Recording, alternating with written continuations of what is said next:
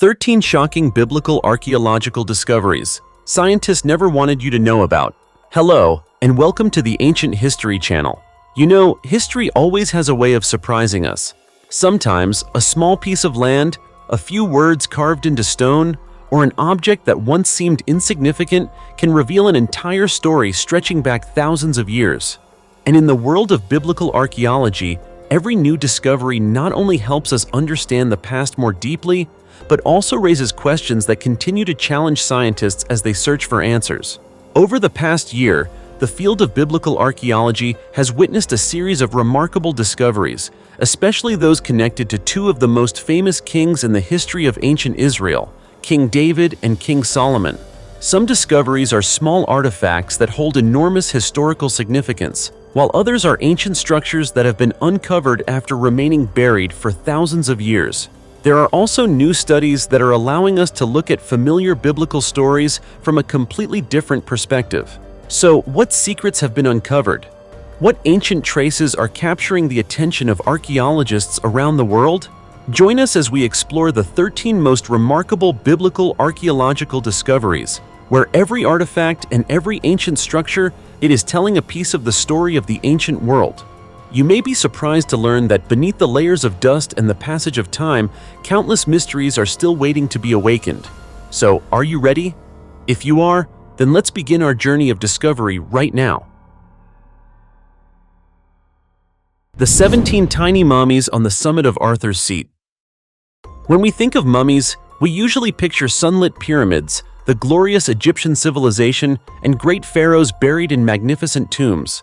But few know that in a dark, cold land in northern Europe, associated with legends of King Arthur and Camelot Castle, exists one of the strangest archaeological mysteries ever discovered. 17 tiny mummies, placed in 17 small wooden coffins, hidden deep inside a rock cave on Arthur's Seat Hill, Edinburgh, Scotland. No one knows where they came from, why they were made, or what happened to half of them. But one thing is certain: they do not belong to any dynasty or religion known in human history. Arthur's Seat, the extinct volcano hill east of Edinburgh Castle, is steeped in legend and mythology, once believed to be the site of Camelot in the tales of King Arthur. But in 1836, this fairy tale land suddenly became the focus of archaeologists and the press when 5 boys, while hunting rabbits, stumbled upon a strange rock crevice. Inside, there was no treasure or human skeletons, but 17 tiny coffins, each only about 3 to 4 inches long. Each coffin contained a wooden figurine, roughly carved but fully dressed, as if they were miniature versions of real people. This bizarre discovery immediately stirred Victorian scholars and the public. The July 20, 1836 issue of the London Times described the event in detail and raised many questions. Why exactly 17 mummies? Why arranged in 3 rows, 2 rows of 8 and 1 row with just 1? And most importantly, who made them, and for what purpose? Unfortunately, shortly after the discovery, some boys recklessly burned a few coffins. Fortunately, the rest were collected and temporarily preserved by a professor named Ferguson. He was the first to open these tiny coffins, confirming that inside were wooden figurines dressed in detailed clothing. However, the mummies fell into neglect for over half a century. It wasn't until 1901 that 8 of the remaining figurines suddenly resurfaced and were donated to the National Museum of Scotland. This marked the official start of archaeological investigations into the mystery of the tiny mummies. Through careful analysis, researchers found the figurines were carved with knives from soft wood. Notably, most were missing 1 arm, possibly to make it easier to dress them. Among the 8 specimens, 3 were more finely crafted with rounded edges, while the other 5 were quite crude, suggesting at least 2 different makers were involved in creating these strange works. Clothing studies also revealed clues about their date of origin. According to experts Simpson and Menifee, the fabric worn by the figurines only appeared in Scotland after 1812, when cotton began replacing linen. This indicates the figurines could not have been made before that time. But what puzzled scholars the most was the true purpose of these tiny mummies. Some locals believed they were dolls used in magic, possibly talismans or witchcraft tools for protection or exorcism. Another theory suggested they were spiritual symbols carried by Scottish sailors at sea, either for safety or to honor deceased loved ones. However, the most controversial and fascinating theory connects to a notorious Scottish crime: the murder duo William Burke and William Hare. In the 1820s, they killed 17 victims to sell their bodies to Edinburgh Medical School for research. The chilling coincidence of 17 victims and 17 figurines led many to believe the tiny mummies were a strange form of memorial or penance created by a third party involved in the case but never prosecuted. Yet, this theory faces a significant challenge. Among Burke and Hare's 17 victims, 12 were women, while most figurines wore men's clothing. Thus, the connection remains unconvincing and leaves the mystery unresolved. To this day, the whereabouts of the other 9 figurines remain unknown. Lost over time, passing through private collectors' hands, they may still lie forgotten in dark attics or secret drawers never opened. The story of the 17 tiny mummies on Arthur's Seat Hill lives on, not only as a curious tale, but also as a symbol of the mysteries history cannot or will not reveal. In archaeology, not every secret has an answer, and sometimes it's that very uncertainty that keeps us captivated by the fragments of the past.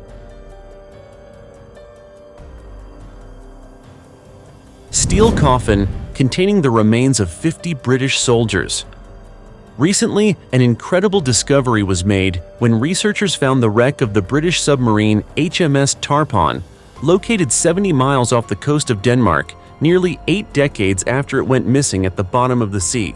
This is not only a significant scientific event, but also a tragic and mysterious story tied to the history of World War II. The first images recorded by the diving team showed a chilling sight. The submarine's periscope was shattered, several hatches were wide open, and there was severe damage to the hull, likely the result of a torpedo attack.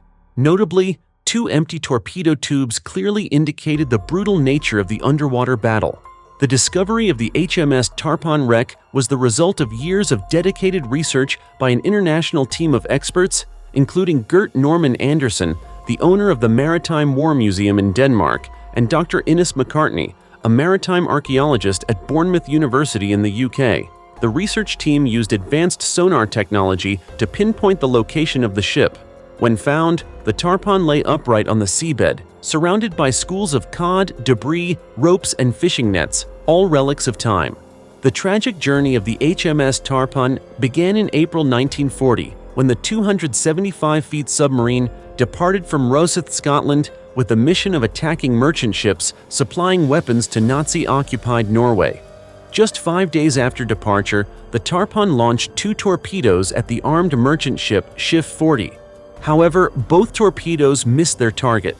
The German Navy detected the British submarine through sonar, and in a swift counterattack, they dropped mines that caused the Tarpon to sink, killing all 50 crew members aboard. This discovery is not only an important archaeological event, but also carries profound humanitarian significance. By regulation, the wreck of the HMS Tarpon is considered a mass war grave of the British military. It is not just a historical monument, but also a reminder of the sacrifices made by soldiers in the brutal wars of the past. And surely the story of the HMS Tarpon will continue to inspire research into warfare, history, and underwater technology. So what can we do to remember and honor those who sacrificed their lives in this war? Perhaps we each need to take a moment to reflect on the tireless efforts of the researchers who not only uncovered the truth about the lost submarine, but also brought the deserving tribute to these once-forgotten heroes. The headless skeletons of a mother and child, wearing fur coats with gold inlays. Recently, archaeologists made a shocking discovery when they announced finding a tomb containing the remains of a woman and a child in the Altai Mountains of Siberia, at the Taldor II burial site of the ancient Pazyryk civilization. These 2 sets of remains were later confirmed to belong to a mother and child. Both of them were dressed in fur coats adorned with gold, but their heads were missing. What is particularly strange is that the skulls of both the mother and child were found far from their bodies, yet it is unclear whether this was an ancient custom among the Siberians or if there is another explanation. What is certain is that traces of fur coats remained. This suggests that the deceased were dressed warmly, possibly with the belief that they could withstand the cold of the Siberian mountains when embarking on their journey to the afterlife. The tomb also contained 2 small bronze mirrors and several fragments of pottery, suggesting the tomb dates back around 2,500 years. Additionally, the research team uncovered several intact pieces of ancient gold leaf, which may have been attached to the clothing of the mother and child. Beheading the dead was a common practice during this period. However, this tomb is entirely different from other Pazyryk burial sites that have been studied. According to Dr. Nikita Konstantinov of Gorno-Altaysk University, the practice of beheading the dead originated during wartime. The victorious party often decapitated their defeated enemies to display their power, which is why skulls were never buried with the bodies. However, the case of the mother and child's remains presents a puzzle because, until now, archaeologists had never encountered a headless child's tomb. The careful burial and the beautiful artifacts and clothing found with the bodies suggest that they were not enemies of the tribe. One theory that has been proposed is that the tomb may have been robbed and the thieves removed the heads to prevent evil spirits or ghosts from returning. However, what is puzzling is that there are no signs of disturbance or forced entry, and all the artifacts in the tomb are intact, with only the heads mysteriously missing. This remains an unsolved mystery, leaving scientists with a major question about the beliefs, customs, and mysteries of the Pazyryk civilization, one that may take many more years to decode.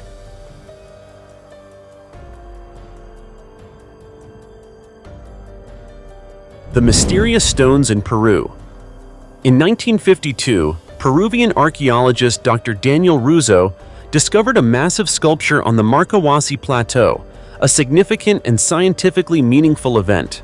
The Marcahuasi Plateau is located 50 miles northeast of Lima, Peru, at an elevation of 13,123 feet, in a cold, arid region where almost nothing can survive among the enormous stones, making the area largely unexplored.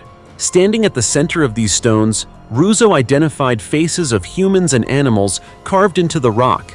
These included the faces of white people, black people, Jews, as well as animals such as lions, cows, elephants, and camels, all creatures that had never lived in the Americas. This sparked a major debate among scholars, as horses had been extinct in the Americas for around 9,000 years, only reappearing after the Spanish conquest of South America in the 16th century. Why then are these animals depicted here? The origins of these monuments remain full of mysteries yet to be uncovered.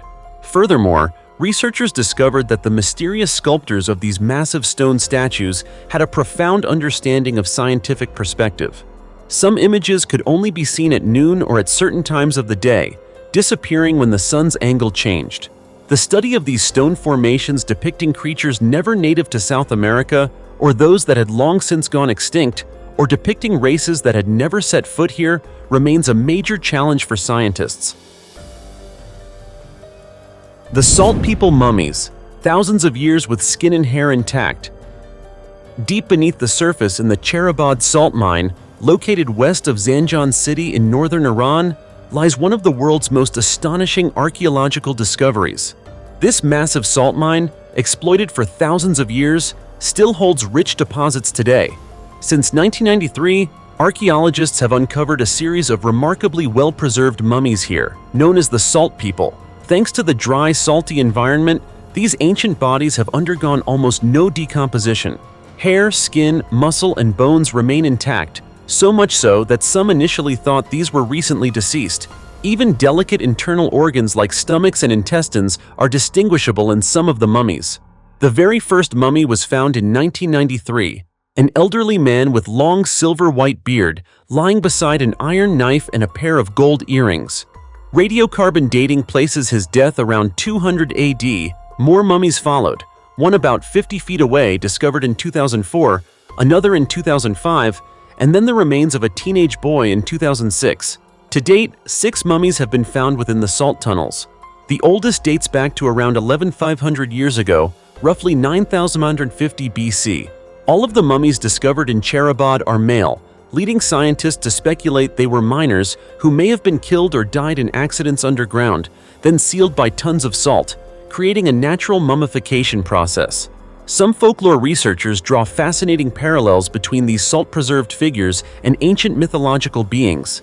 It's even suggested that these mummies might have inspired the legendary forest spirits, known as satyrs in Greek and Roman mythology. The first 4 mummies are now housed in the Zanjan Archaeological Museum, while the 5th is preserved at Iran's National Museum, where they are open to the public. However, the final salt person remains entombed in the salt, with half his body still trapped in hardened crystalline layers. In 2008, Iran's Ministry of Industry and Mining revoked the mining license for Cherabad, and declared the area an official archaeological research site. Today, experts continue to survey the mine, hopeful to uncover more of these incredible Salt People mummies, preserving secrets from thousands of years ago. Ancient Roman Spa reveals secrets of Pompeii's elite. Hidden beneath nearly 2 millennia of thick volcanic ash from Mount Vesuvius, the ancient city of Pompeii continues to astonish the world with the secrets revealed layer by layer. The latest excavation in Region 9, one of Pompeii's most significant archaeological zones, has brought scientists closer than ever to understanding the lavish lifestyle of the city's elite. The story begins inside an ordinary-looking residence where archaeologists discovered a remarkably grand private spa complex, a space not merely for bathing and relaxation, but also a stage for displaying the power and status of Pompeii's upper-class homeowners. According to a January 17, 2025, report from the Pompeii Archaeological Park, the complex includes the classic architectural features of a Roman bath, a caldarium, hot room, tepidarium, warm room, frigidarium, cold room, and a spacious changing room with benches for guests. Notably, the cold room is a roofed courtyard measuring 33 by 33 feet, featuring a large pool at its center.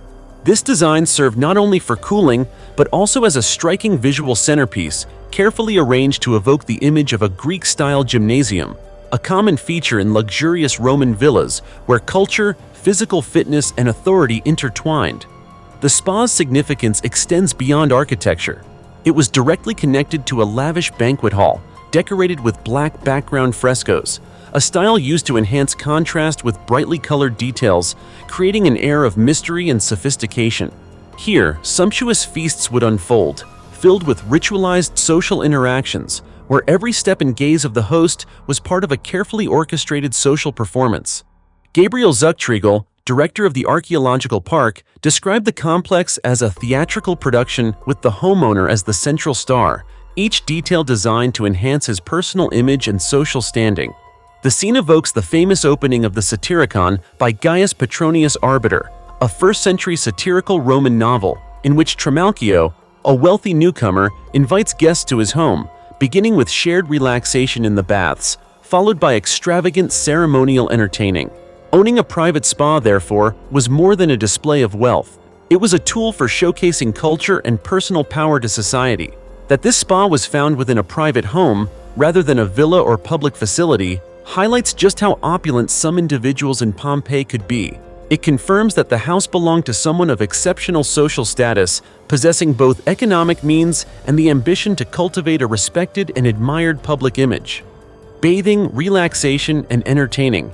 Here were not purely personal activities, but ritualized social events, reinforcing and asserting social hierarchy. This discovery is part of ongoing excavations in Region 9, an area completely buried during Vesuvius's catastrophic eruption in 79 AD. Alongside the spa, archaeologists have uncovered a bakery, a house under renovation, and multiple rooms adorned with intricate frescoes. These finds provide a vivid glimpse into the daily life of Pompeii's residents, while illustrating the social stratification and refined cultural practices of ancient Rome, where even a bath or a banquet could serve as a means to demonstrate authority. More than 2,000 years after Pompeii was buried, every stone, fresco, and ancient pool silently tells stories of a world both magnificent and decadent, where power, artistry, and luxury converged within living spaces. Discoveries like this mysterious spa invite us once again into that world, a world that has vanished physically but remains alive in human imagination. Fascinating, isn't it?